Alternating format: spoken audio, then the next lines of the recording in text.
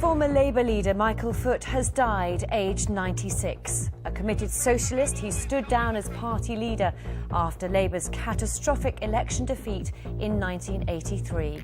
This news will be received with great sadness, not only in my own party, but across the country as a whole. John Venables is back where he belongs, behind bars, says the mother of the murdered toddler, James Bulger. Millions of pounds given to Live Aid meant for Ethiopia's starving was used by rebels to buy guns. ITV is back in the black. The broadcaster reports profits of £25 million.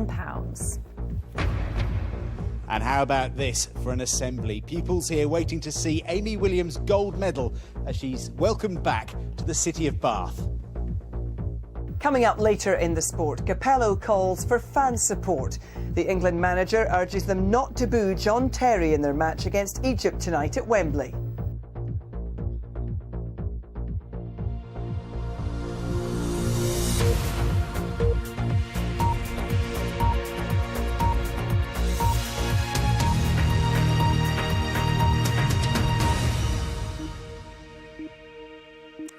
Hello, good afternoon. Welcome to the BBC News at 1. The former Labour leader Michael Foot has died at the age of 96. A committed socialist, he entered Parliament in 1945 and became leader in 1980. His left-wing manifesto in the 1983 general election was dubbed the longest suicide note in history, and it was blamed for the party's heavy defeat. Sean Leigh looks back at his life.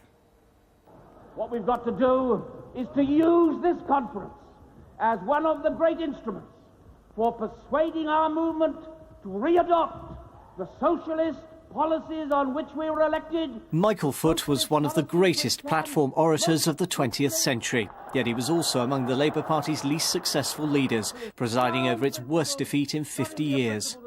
The son of a former Liberal MP, he was shaped by a non-conformist childhood in the West Country. As protégé of the powerful newspaper owner Lord Beaverbrook, he came to prominence editing the London Evening Standard before entering Parliament as MP for Plymouth in Labour's post-war landslide. Burn the bomb! He pressed for a more radical agenda, especially in defence policy, helping to found the campaign for nuclear disarmament. It is a mighty upsurge of democratic protest. His lifelong hero was Aneurin Bevan, the leader of Labour's left wing. He was to be Bevan's successor as MP for Edward Vale. In 1974, as Employment Secretary, he faced anger there over rising local job losses. I'll tell you the truth as I've always told you the truth. Michael Foot became leader after Labour's 1979 election defeat, inheriting a divided party. With the so-called Gang of Four about to quit Labour to form the SDP, he made a futile plea for unity. I do not want to push anybody out of this party. I want to spend my time bringing people into this party, and I ask this movement to help us. But not everyone was leaving. New arrivals included the young Tony Blair, fighting his first election. We believe that he's going to have a very big future in British politics. Michael Foot's appearance made him an easy target for mockery. The coat he wore on one Remembrance Sunday derided in the newspapers as a donkey jacket. Greater damage was inflicted by a left-wing election manifesto dubbed the longest suicide note in history. The 1983 campaign was chaotic and demoralising. Soon after Labour's heavy defeat, he resigned. Two things commanded Michael Foot's lifelong loyalty: Plymouth Argyle and Labour. He lived to see both recover their fortunes, having held the Labour Party together when it came closest to self-destruction. That was Sean Leigh reporting. Let's get more from our political correspondent Laura Koonsberg, who joins us from Westminster. And looking back, it seems like a very different kind of era of politics. I think that's certainly true. I mean, in the last 15 minutes or so, just some of the words that MPs have been describing Michael Foot to me as: passionate, intelligent, erudite, charming, straight as a die. All that said, somebody who would not have been at home in the modern way of doing politics. John Reid, the former Cabinet Secretary, just told me a story where he, as a young Labour Party worker, had been trying to get Michael Foot to take part in a short television piece of 4 minutes.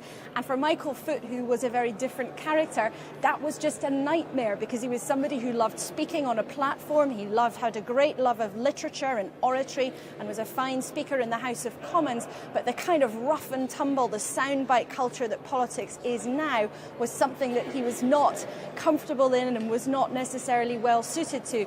But I have to say I've been struck by the great fondness with which people have been talking about him as this news has circulated around Westminster. Somebody who was a heavy presence here right up into the late years of his life. He was even here at a reception in the House of Commons just last autumn when he was well into his 90s, at that point still taking part in some political debates. And Laura, he was leader of the Labour Party at a very turbulent time, wasn't he? Yes, that's certainly true, and many people might remember that famous description made by one of his own MPs of Labour's election manifesto in 1983, him authoring that as the longest political suicide note in history. That aside, I think that people will look back and think, well, he did actually manage to hold the party together, just about. Certainly times were turbulent, certainly there was a lot of controversy and disagreement about just how far to the left the Labour Party should be. Times were difficult, but at the same time Michael Foot did manage to keep the party together, and already here Labour figures have been paying tribute to that skill that he had.